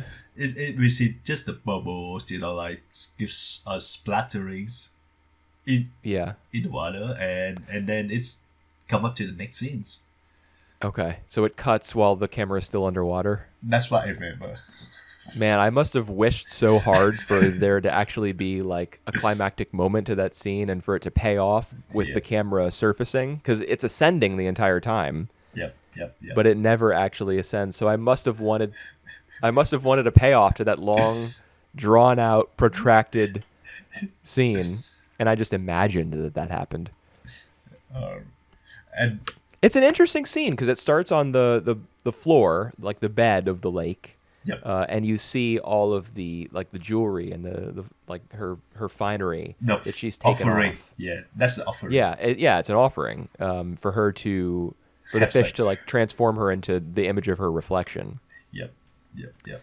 And so you see all of that, and then but with like I think metaphorically when the camera ascends and leaves those things behind, Yep. what we're supposed to understand is that whatever bargain she thought she was striking is kind of left behind as well because she's able to find like the experience that she has with the fish. I'll use the word experience. Mhm. The experience that she has with the fish, it like overcomes whatever desire she had to have her image transformed. So that becomes her appearance becomes less important to her, and like whatever passion she's experiencing as a result of what the fish is doing to her becomes more and more like gains more and more priority because the camera is moving towards the surface where I assume this is happening.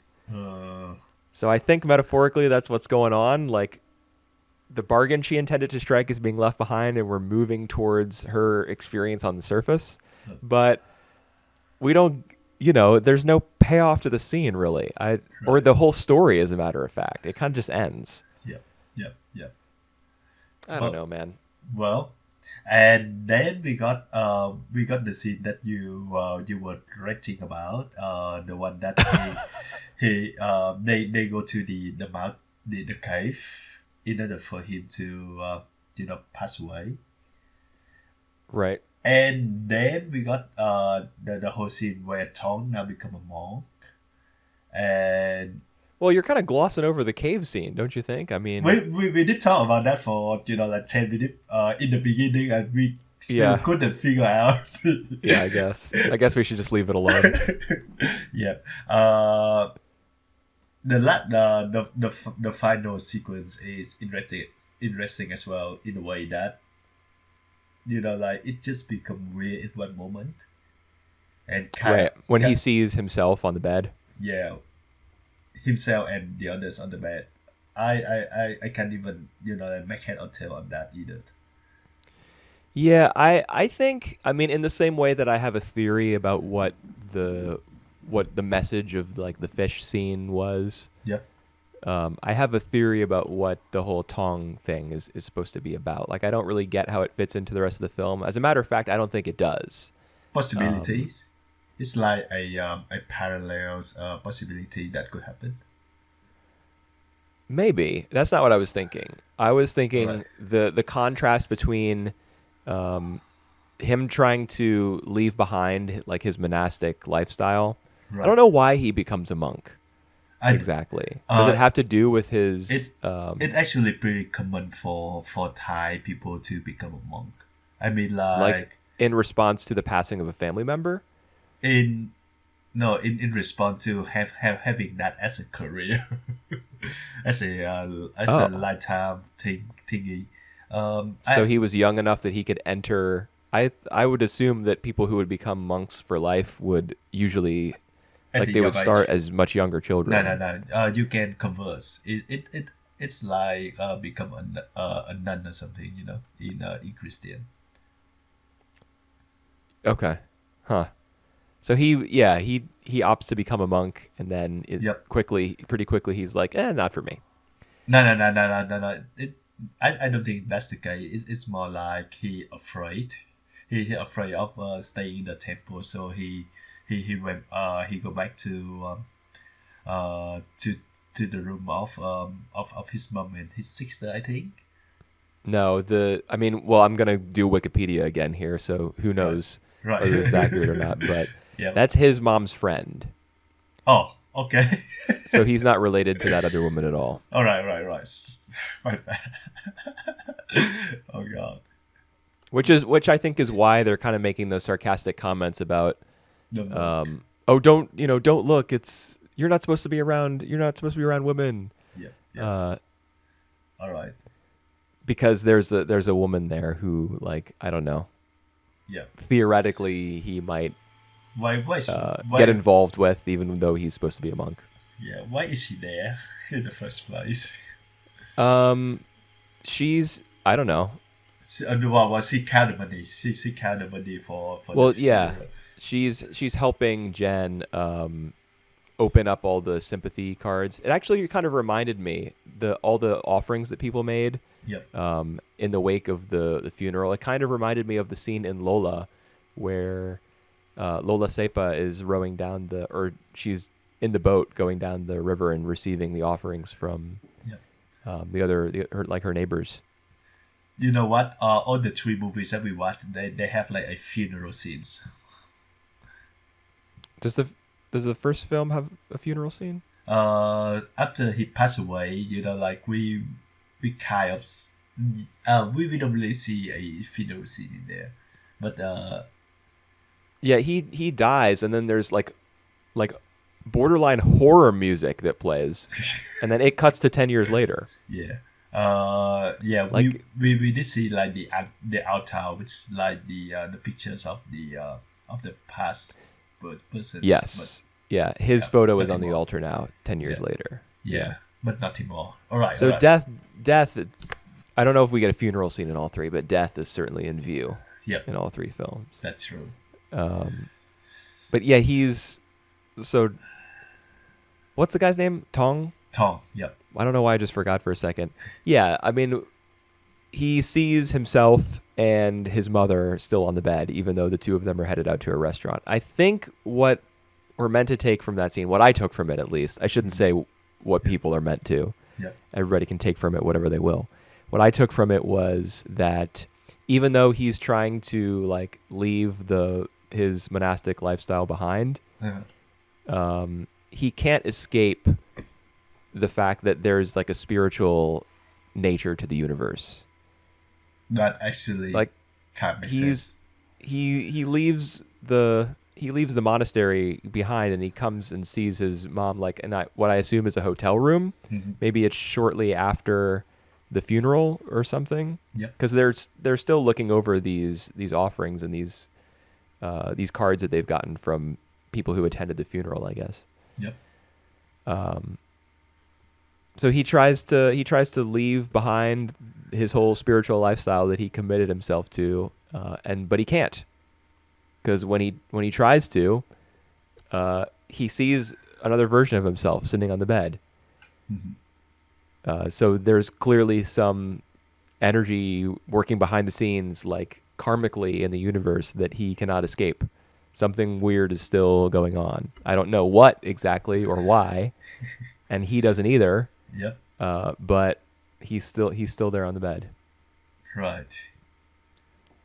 I actually want to mention that it is a common practice for Thai and Lao peoples uh to like cut their hair, dress as a monk, and live in the monk style for a week, or like 2 weeks, whatever they want, but like temporary become a monk.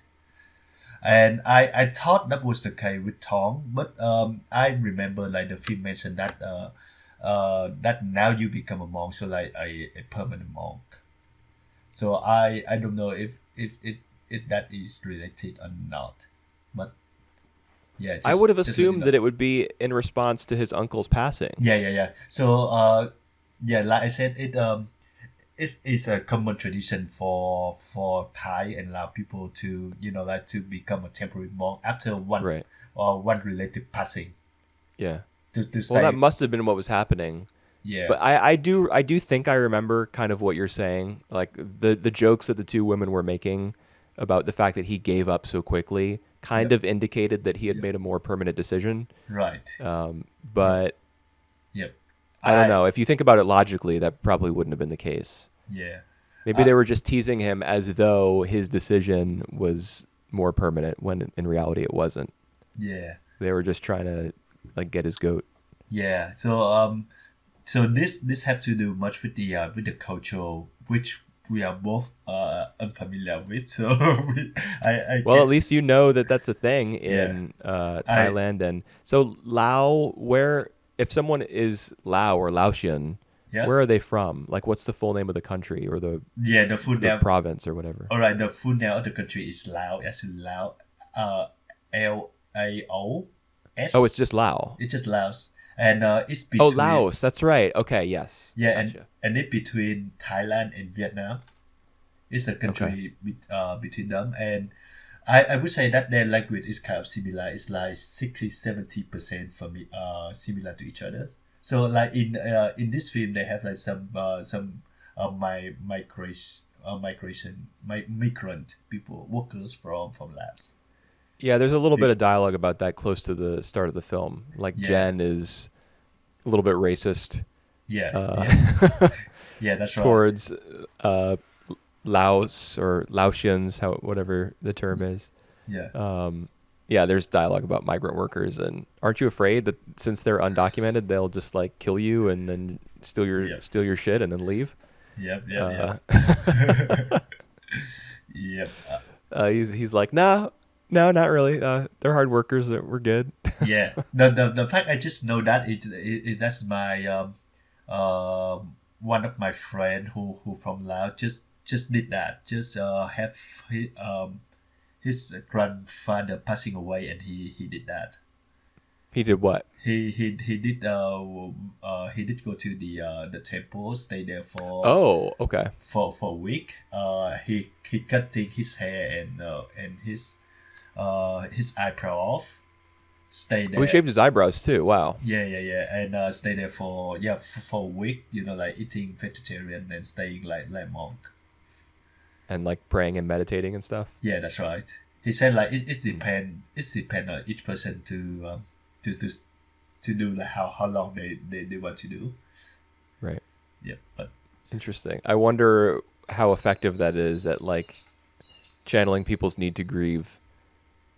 yeah, I think it can be really healing, in a sense that like you get away from your everyday life, on your worries of like the current day, in order to just like focus on the nature and like spiritual side. Right, but you don't like I mean, I am not a spiritual expert of any kind, but in general, aren't monks like they you when you meditate, you're trying to when thoughts arise or when emotions arise, you're just supposed to like acknowledge them and then let them go and not really experience them. Right, So you're not really processing your grief. that is true. But that may be I've never been to a Thai or Laotian monastery, yep, so there's my disclaimer. yep. Uh, and I but don't really know what I'm talking about, but but but I mean, I do know that that's just in general. Monks are, yeah. you know, you're not supposed to dwell on but earthly things or like personal feelings or any sort of like strong emotions. Yeah, but that also mean that like you make peace with yourself. You find your own peace space that like you cannot. Once you get there, you will be like make peace of yourself. I remember like listening to someone saying that in one of the movies or one of the anime that I saw before saying that. Okay. I don't know if it's for our postcard or not, so I will remember which movie that I watched from that. Okay. I mean, yeah. I would say that it's probably a matter of personal philosophy at that point. Yep. Because like in English speaking, or at least in American culture, there's an idea that in order to process your grief after someone close to you passes away, like Face it. you have to like yeah, you have to embrace it and let those emotions like kind of overtake you, and then little by little you like kind of climb your way back to normalcy Mm. after having wrestled with those feelings. In other cultures, the idea might be Yeah. you don't undergo that experience whatsoever. You just have to find your own like personal center, Yep. and you Yep. the like you don't let the grief define you, or you don't like fully embrace it or experience it at any point. Instead, you focus on who you are, Yep. or what your or like who you are as a part of your culture, or what your culture's values are, and you just prioritize those things and you heal that way. Mhm. I don't know. It'd be interesting to watch a film about that. Yep. Uh, does As long spring? as it doesn't have a super long 15-minute wordless passage where you're going through the jungle and the cave and Yeah. you have a dream about people in military uniforms hugging a man in a dollar store gorilla costume. Yeah. Well, I Oh agree with you on God. that. This film has like some of really memorable sequences, but there are just another scenes that really drag on. So you were dreading for that scene for the one that they go into the cave. I was more of like the scenes after the dinner table where like Boonmee just show Chen like the honey Oh, I and really enjoyed those scenes. See, at that point, I was I still really into the film. I feel I just feel that it dragged off forever. It doesn't really say anything. Yeah, that's just me. Hmm. But Doesn't yeah, really say. I mean, I think those scenes are important because they demonstrate Jen's continual like her continuous resistance to the idea of like inheriting the yeah, farm or yeah. being in charge of it or anything. Hmm. You can see that even though she like eats the honey and it's so delicious, and she gets to know the people working there, and she becomes a little bit less mistrustful of migrant workers and stuff. Hmm. Even though she's exposed to all those things, her attitude is still uh, like pretty secular, not very spiritual, not really interested in um, I don't know, being close to nature or living a more like I don't know, like a less worldly life. Yep. Because it's notable that like the last of the film's major acts starts with her in a hotel room, which is like all the walls are completely white. It's like as far from the natural world as you can possibly get. Yep. And yet that's where she feels most comfortable. Like her body language is the most relaxed Yep. in those scenes. Hmm. So I think the it's necessary for the film also to include the opposite, which is which are the scenes of her walking through the different parts of the farm and seeing how it operates and stuff. All right, and I think it's obvious, but all the actors are basically non-professionals, and I remember like reading an article about the lead actor who star Boonmee, Uncle Boonmee. Hmm. He was working in a sugarcane farm at the time where when the news got in that this film is had won the Palme d'Or and he couldn't care less. Well, that I think that just like that just what you knew. I mean, that kind of makes sense. If he was chosen to play the role of a man whose concerns are mostly like spiritual, Yep. then it would kind of make sense that he would have the sort of personality that would just be like, I don't give a fuck, Yep. about your film Eh, festival with a bunch of rich people Yep. and your made up awards and all your bullshit. Like, I don't care. Even that like all of his coworker didn't know that he was staying in the films. He was an actor before, you know. Yeah. And That means he didn't say anything about it. Like, he didn't yeah, view it as a notable experience, really, because it's no, no, not real. no, It's no, just a film. yeah. He said that like I didn't, you know, like have a chance to clean that up. I didn't think that it was, you know, like acting was something that I should brag about. Right. So yeah, That's so un-American. yeah, that's true.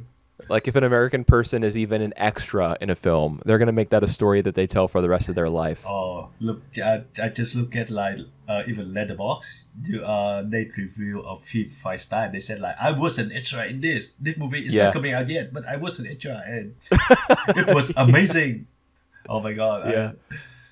Uh, That's a really Western attitude, or maybe it's even less of a regional thing, and it's just more of an internet thing right, now. that's right. Yeah, they read a movie 5 star, and their comment was, "I watched the trailer. It's fantastic." Jesus Christ! I don't get it. Okay. Yeah. Well, I mean, he sounds like a cool guy. Yeah. He just doesn't care about all the pomp and circumstance and whatever. He's just trying to live his life. Yeah. Um, Uh, he's just trying to live his life rooted in reality.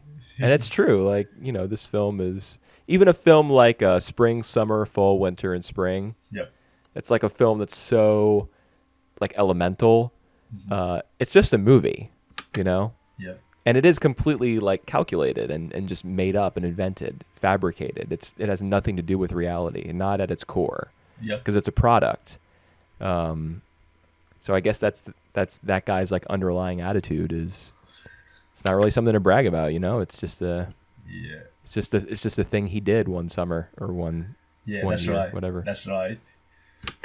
Like the only thing that he did have some feeling towards is that he spent the pay the payment too quickly.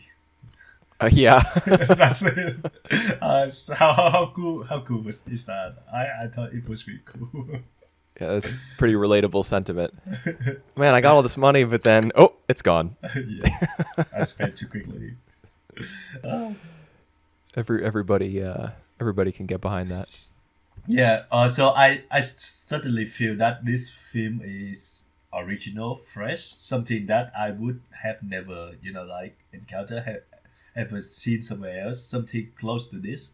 But sometimes I feel that it's just more of like a it more interested in like asking question or provoke more than like have any like uh like you said, it have no payoff. Sometimes it have no payoff for me. Well, I would say specifically that the fish scene did not have a payoff. Like, just the direction of that, the underwater part, Yeah, even that long shot, that had no payoff in my opinion. Does even the the film have no last payoff? yeah, You can kind of say that. I mean, the way it ends is so abrupt. yeah, They're in that restaurant. yeah, singing. Yeah, it's karaoke, I think, but you don't actually see anybody doing the singing, Yep, yep, yep. as though the voice is like disembodied. Yep. Oh, more spirituality. Wow, Disembodied right. voice. What's the final shot? Is it a shot of Jen's face? I remember there's like a really long take of just her face. She's kind of looking off into the distance. Yep. Like, her eyes are kind of, she's got like a 1,000-yard stare. Yep. She's thinking about something else, obviously, while they're in the restaurant. I think the final shot is of her face. I would say so. Yep.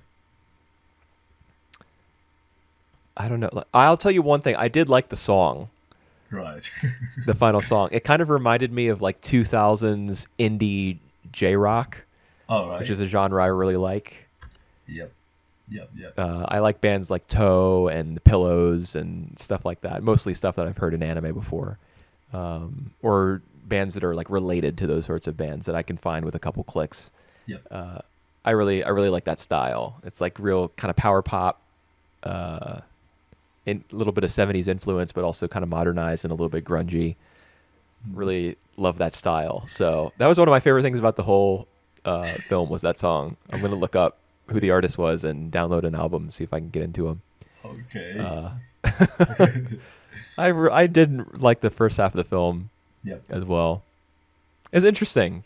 I think, all right. I would say that it immersive as well. Some Um, some of the first half maybe. all right. Some of the scene might really like would be better if it cut out some of the bit, but like it just the way that he can shrink many of these together into like a commentary of like spiritual uh many life a human can recall. I think that's the base idea is pretty cool. I guess. And I Yeah. and I certainly remember that scene where like a guy who become a monkey ghost just because he met with the monkey. Right. The very idea of that. Yeah, there are two accounts of bestiality in this film. All right, yeah, that's right. That actually Yeah. right. Yeah. Monkey sex and fish sex. So clearly something on the director's mind. It's pretty weird. Yeah. Maybe he wants to be one with nature so badly that he Yeah. likes writing characters who take it literally. All right. Maybe that's the way to enlightenment. All right. Cool. So, yeah, out of the three movies, which one is your favorite? I don't know. I mean it's either of the first two. I think I admire the Scent of Green Papaya a little bit more on a technical level, whereas I think on like a humanistic level, I like Lola the best. Yep. I enjoyed both of those films. Yep. Uncle Boonmee, maybe try that another time in 5 years time, 10 years time. Watch the film again. I mean, I think the only way I would watch this film again is if somebody wanted to watch it with me. Right. Right. Yep. And I don't know who that would be because this is definitely not a date movie. And I don't have any cinephile friends who Your I don't brother? know, live near me and I can see in person. I have one who lives in Australia, and that's pretty much it. Yep. Maybe watch it with your brother. I don't know, man. He would hate this for sure. He's like a Marvel DC Yeah. Yeah. type of cinematic universe guy. All right. So next time we gonna do the three dark animated features. And, Yeah, that's the theme. Yep. And Yep. we just decide on the three films. You want to tell the audience which one that is? I mean, I don't have the Google Doc pulled Alright. up. I do. So You got it? Okay. You Yep. go for it. So that would be When the Wind Blows in 1986, Bug Boy, The Forgotten Children in 2015, and The Wolf House in 2018. Right. I don't know anything about any of those films. I have seen the poster for the Bird Boy film. Yep. So I know that it has that really... I don't think I could even describe what the art style is. Yep. I know what it looks like, but I know nothing about any of the three films, so... Yeah, that would be interesting. I watched two out of three, but I intend to rewatch them for the Okay. podcast. Well, that'll be the perfect opportunity. We will do that in 2 weeks, Yep. and then we'll be taking a bit of a break, Yep. a long break probably. So the next time you hear from us in 2 weeks will be the last time for quite a while. But we will eventually be back Yep. in the second half of 2022. Got some Yeah. more themed episodes coming up. Alrighty. Alright, so it's gonna see you in 2 weeks. Yep. Thanks for listening. See ya.